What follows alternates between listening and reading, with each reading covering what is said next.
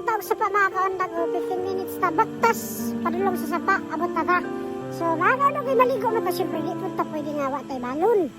Magbalon kita mga kaundag, so rami balon nga isa kabisayang manok kay sugba-sugba na mo niya mga kaundag while nagligo-ligo. And then of course mga kaundag, wala po may dala nga Bluetooth speaker. Kaya mag-video kita dito mga kaundag. YouTube channel, Jeplay kung ba mga kaundag. Please subscribe. Thank you. So mga ni mga kaundago nagbaktas ta niya makagigil ni kanon na aming sapa mga kaundago niya nindot ko lang mga palibot patagit ang mga nindot ko mga palinaw niya nakasugat ko dahil ni nanay nagdala siya og kawayan kay naharot ay baligya. So ang sapa diri mga kaundago mo ni siya ang liguan pero naami sa ibabaw ani mga kaundago tapos sa bugtaan ni kuan pumunta sa amo ang payag yun kaya kung tagaabot sa among payag. So kani siya nga sapa mo na siya ang liguan pero dito mi sa ibabaw nga side. So, ano siya mga kaundago ang agianan na mo while padulong dito sa among likiran, no? Ito talaga sa among kaya mga kaundago dito malikot ko. Okay, naglang pala tayo sa pa. Naging mga malay na tayo mga kaundago. Kaya naging mga yung ganang tubig ang tuhan. Awat na may mga ang payag dahil ni Tiyo niya. Mga niya mga payag ko din yung silingan namin na si Kuya, sila Mama, na yung anak ni Kuya. So, padulong namin mo ito ang sapa ng baba.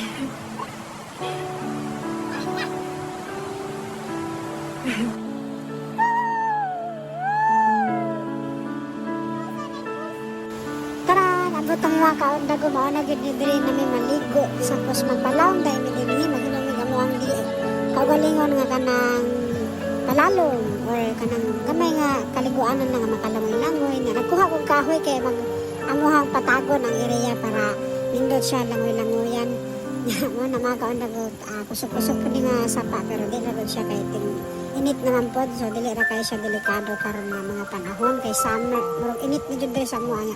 Mo ni butangan na trapal ang kanang amo ang gi pailan og bato para dili kayo makakuha ng tubig og pundo siya mga kaundago. Nya gamito na ko ning kahoy karon kay uri bugka lang mga yuta na mga kaundago patago na to ba para luag-luag ato ang kuan palawog nya maligo-ligo ta karon dinhi mga kaundago. So di ba enjoy kaayo bisag diri na ta sa bukid pero sulit ba.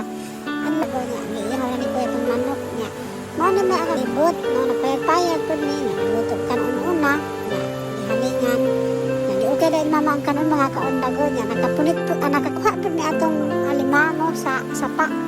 Dahil na si Ate Lea nagkuha siya mga adlot sa kaning pako niya dalay kaya ang salad ilang ipang aran ka mga kaundago ilang mga daladalang mga pagkaon o foods, green leafy vegetable. So, haling na kaayo mga kaundago niya kaning manok na ang Bisayang manok, gilitso na mo ang mga kaundago our own way of kaning amo aragon ka inato aragon na to mga kaundago nga pagkaluto. Niya agawa na ko ang mga bato samtang giluto pa tong mga sudan namo, mga sudan gyud sa gamay ra gani. Pero ana aragon na mga kaundago ta nalalo DIY pool, nalibat-libat ta diri mga kaundago na kauntag alimango. Tamis mo na ka ni alimango niya. Nara itong litson nga manok nga Bisaya, no? Nya, natay gamay nga karne. So, di ba? Okay kaayo. Enjoy jo kaayo niya. Samtang naligo ta, di kayo tayong gutmon kay naaman tayo makaon-kaon niya. Naghimo na si Kuyag sausawan. Kaya mauna mong sausawan karon pag pangaon na mo mga kaundago. So, okay na jo kaayo mga kaundago. Nang inanip ito nga banding sa pamilya. So, luto na nga mga gamay nga karne. So, napamigamay din yung hotdog mga kaundaguan din ang manok nag-brownies naging siya. So klaro nga luto na gina siya. So amo pa lang naging pagabuta kay para luto pagitanan. So amo na nang giaran sa mga kanunon naluto ng lechong manok na Bisayaan din may hotdogs and then may mga gulay green leafy vegetable mga kaundago. Diba okay kaayo ni siya karon nga mga panahon kay na mga stressful life mga kaundago nga klase sa pamilya. So, nga unang ampo pa dahil mga kontak ko. And then, kaon. Red so dayan. Medyo kaon na kaman. Sakto kita kaya mga kaundago kay gutom na kaayo. Mauna niya. Busog-busog niya mo ang kuan karon kaon kay tama-tama. Alas, kuan na po niya. So, nag-urasa niya. Kami kakaon kay nagluto palagi ni. Mga alas 11, hapit alas 12 mga kaundago sa may nakakaon. okay nga po ni siya kay para murag laming-laming style mga kaundago niya. Kit-kito na ito niya ito ang leksyon manok eh. Kani ko siya atelier mo. Ang naging dahil kit-kit.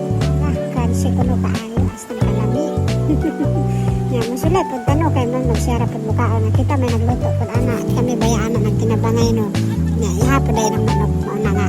Kanang paunahon lang po nato si atelier kay ihapon ng manok. Basin dili makapag. Hala, bira. Nibira na sad siya sa pao. Ano nga yun siya. Balik na to ni. So balik kita kadagang pa makaon din nga mga gulay-gulay. Indot kayo mga kaundago kay kuan. Parting presko sa palibot kay nangaon mi dinhi na purang sapa sa isigilid. Sakto kaayo ba nga kanang hinlo kay ang kuan kapaligira. Sa kono.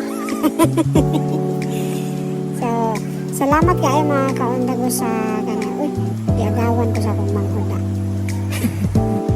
Bitaw, share your blessings ba daw. Dili po ta makinakog no, maginulit kay basi matok ang palangtaan. So, mauna ni mga kaundago, salamat sa inyong mga kanunin pag-support din ha. Sa mga subscriber na ako mga kaundago sa Jeep Life of Davao, thank you very much mga kaundago. Sa wala pa tayo naka-follow sa akong Facebook page, Jeep Life of Davao, same lang gihapon sa akong YouTube channel mga kaundago. Please follow kay dapat ko mga upload dito nga videos. So, pwede po mo rin ito maka-update mga kaundago. So, thank you. Maraming salamat mga unsad dahil after this, mga ligo po mi kay para mahilisan mi sa among mga kinaon. Kani sa tili, sige ra ka.